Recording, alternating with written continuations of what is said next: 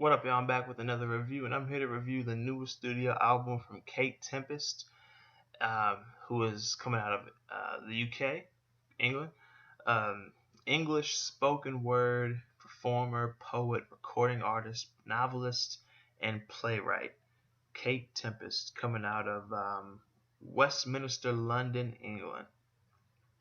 Um, Rapper is even here as well. Kate Tempest, man, I shout out to freaking I'm not sure what as far as her albums, if this is her like third album, but it's her newest release. Shout out to NPR because if it wasn't for them, I wouldn't have known this album dropped. Ever since I went on NPR that morning when I was at work and saw that this had dropped, I've been checking the last month or so, seeing what NPR has been saying are the like best 8 new albums or the new music that's dropped recently. And I've got more music written down that I'll be checking out. I don't know if I'll necessarily be reviewing it, but I'll be listening to it for myself. And you might see a couple songs make my top maybe 30, like last year in 2018, songs of the year, um, off of projects that you didn't see me review or recommend. Maybe recommend, but didn't review or do a discussion video about. But yes, shout out to NPR because I wouldn't have known this dropped without y'all. So yeah, let's go ahead and get right into this. Kate Tempest, her newest album, the book of traps and lessons. The first track, Thirsty.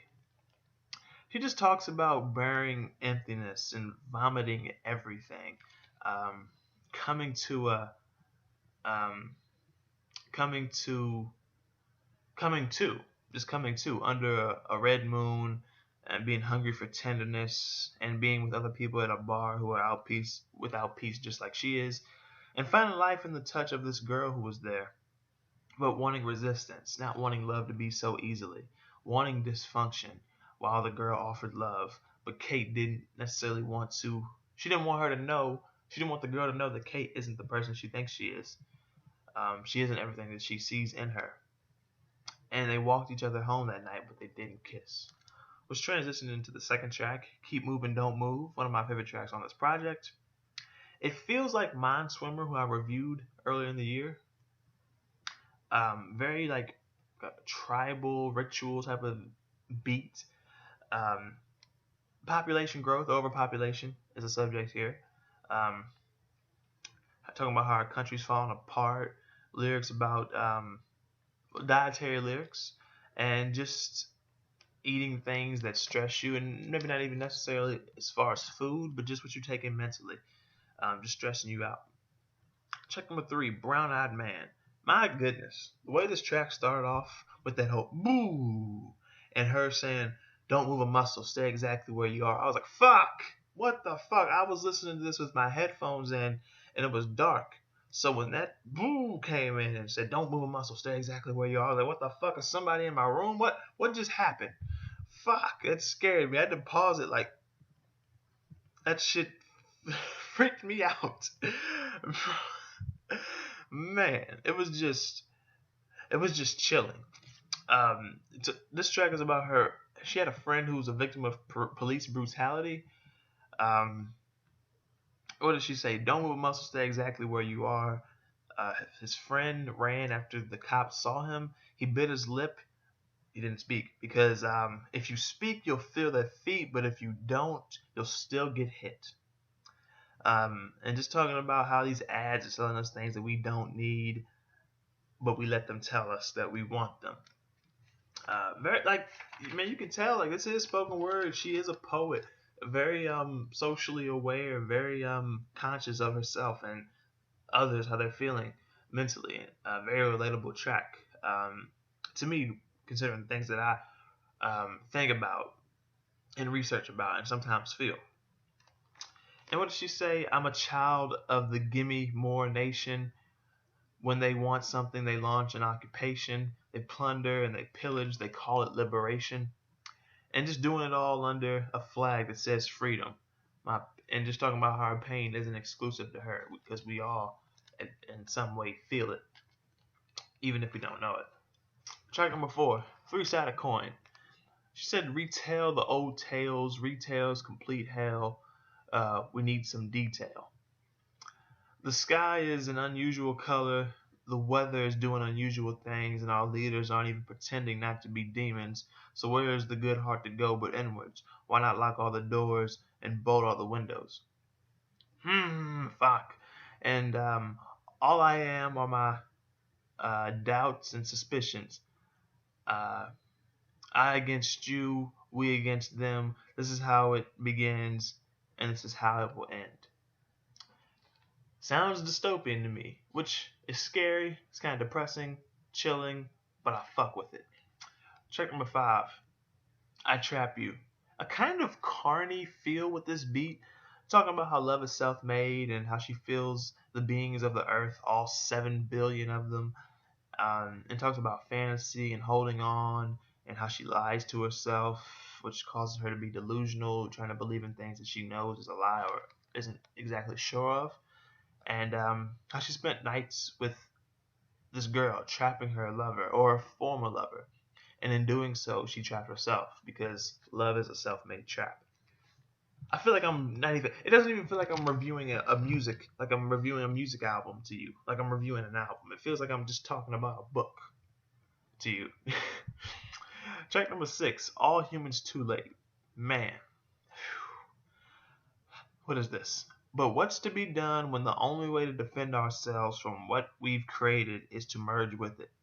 What could be done to stay human? And she talks about a drunk racist um, surrounding her or being around her, and they're dead, but their kind still lives, and how anger's rising, people choosing sides, condemning guilt, living in graveyard days, fake advertisings, how we should be preparing ourselves and being mindful, how we should be fasting 2 days out of the 7 in a weekend, sleeping at shifts, but we're online for whatever reason, like I am right now, and you are right now if you're watching this.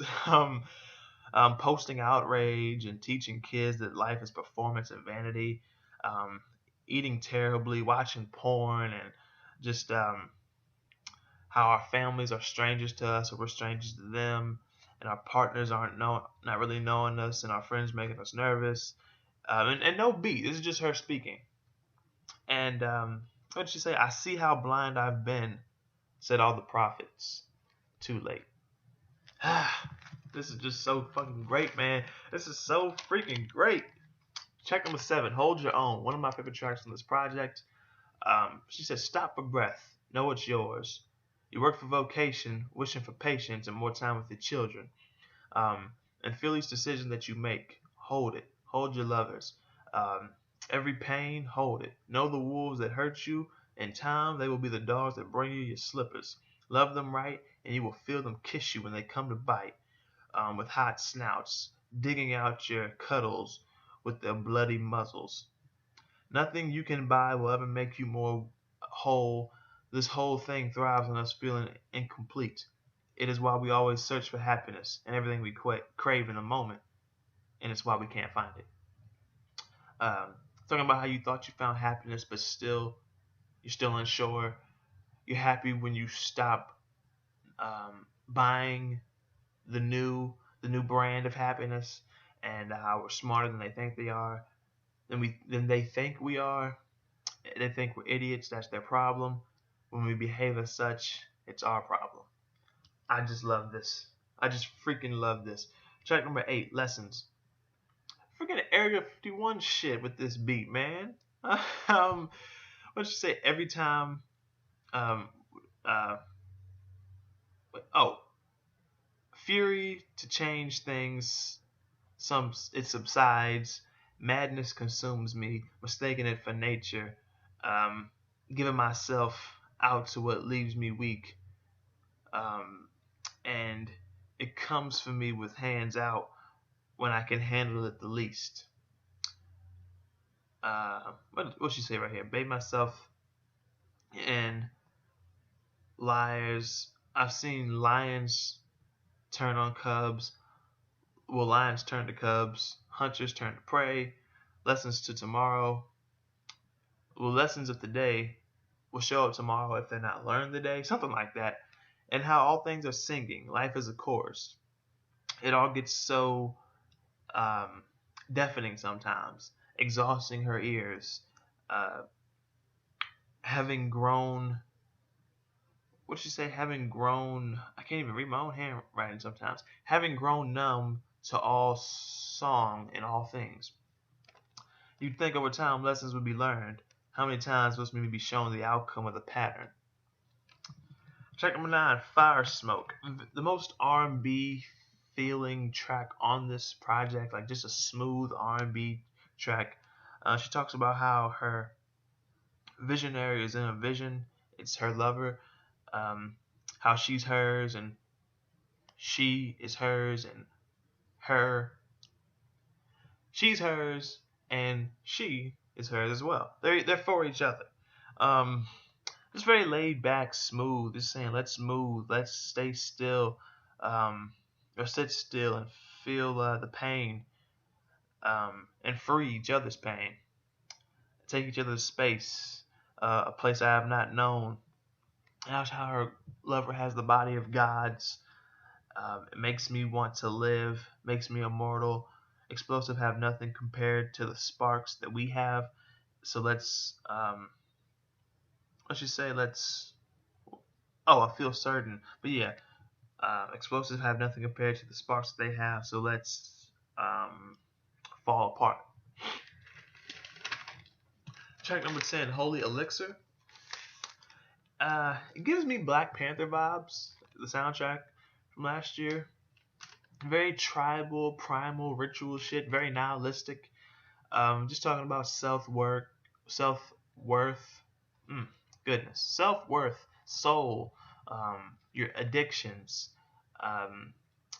She talked about um, when her lover, the moment that she said peace, her peace melted, and her girl like completely blindsided her. It seems.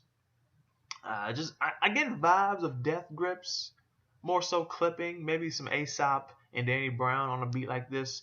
Like it's one of those beats. Sounds great. And you know what? Guys like clipping, Death Grips, especially Aesop and clipping and Danny Brown, but Death Grips too. They're all poets, so why can't this poet get on a beat like this? Sounds great to me. Now I don't know how MC Rad from Death Grips would sound on some spoken word poetic beats, but maybe you can make it work. Aesop definitely did. I feel like Purple Moss from Malibu Ken is a spoken word. Clipping could do it. Danny Brown, he could pull it off, but he's freaking Danny Brown. He can do whatever. And track number 11, People's Faces. Maybe my favorite track on this project. I don't know. That piano is just so heavenly. That's a heaven on earth piano, not a divine heaven in the sky piano. This is heaven on earth piano. Just talking about fake faces, watching the world die, people at these dreadful jobs, no new beginnings, and will people ever realize that the old ways need to end, or are people realizing that old ways need to end? But she also talks about how she loves people's faces, and hates seeing them the way that they are, being caught up in the world that we live in, always being distracted and consumed by it. I just love this track. I just love this track. I just love this album. I'm glad I checked this out. Shout out to NPR again. I'm glad I checked this out because this is just fantastic. It's probably going to be one of my favorite projects of 2019. I don't know about top 5, but top 10, I'm almost certain. And I'm glad too. Something outside of hip hop is going to make my top 10 for the first time. And it feels like hip hop, but at the same time, of course, it feels like I'm listening to an audiobook at times. It sounds like a novel. It sounds like it's spoken word. It's just freaking fantastic. I don't really have any notes to say about this album. Other than the notes I wrote for the review, but I don't have really any side notes. I just took this album as it was for what it is, and I enjoyed every second of it. I love this album. This album to me is a solid 8, like right there at 8 out of 10 for me. If you've heard this project, let me know what you think about it in the comment section below. and what you think about my review on it. If you haven't heard this project, I definitely recommend that you check it out.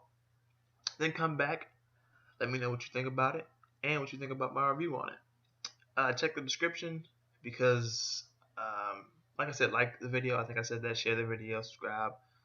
If you like the content that you see, definitely subscribe and all of that. Check the description because my social media links are down there, as well as links to a few other things that you might be interested in to connect with me.